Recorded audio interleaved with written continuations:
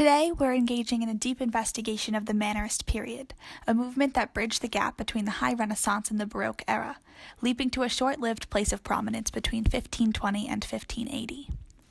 For every widespread important movement, there is always a reactionary movement away from those ideals, and a near satire of the High Renaissance is the prevalent theme among the Mannerists.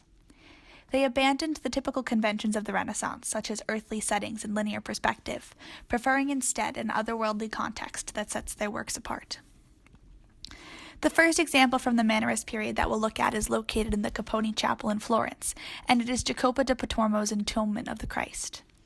However, while that is the official name given to this work of art, it is impossible to tell based on the context clues given to us by Pontormo whether this is an entombment or, in fact, a deposition. A deposition would typically include the cross that Christ is being lifted off of, and an entombment is expected to include the tomb where Christ's loved ones bury him. But this work contains neither symbol, a movement away from certainty and order. In fact, there are hardly any symbols or sense of earthly presentness in this painting at all.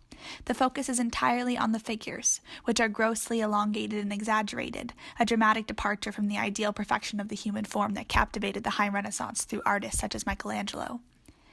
The figures in this work move about as if they carry no sense of weight. The entire image gives off an ethereal, trance-like feeling, something never seen in the order and structure of the High Renaissance. This work clearly departs from its near predecessors, typifying aspects of the new Mannerist style. Our additional Mannerist example is Tintoretto's Last Supper, found in the San Giorgio Maggiore in Venice. When one thinks of the Last Supper, it is typical to immediately call to mind Leonardo da Vinci's classic portrayal, with its horizontal table, perfect linear perspective, and balance of apostles around the central figure of Christ, all bathed in natural light and bright soft colors. Tintoretto turns this ideal upside down completely in typical Mannerist style, portraying a diagonally twisted dark dinner table in a dark room, where the only sources of light are the massive halo around Christ's head and the artificial lantern in the upper left-hand corner. Everything in this painting is dramatic and plunged in shadows, a stark contrast to the soft natural light of Leonardo's Last Supper. Tintoretto further deviates from the High Renaissance ideals through his wispy angels flying across the ceiling of the dark hall, a dramatic representation of spiritual entities, where the Renaissance tended towards hinting at spiritual presence in a more subtle or tangible way.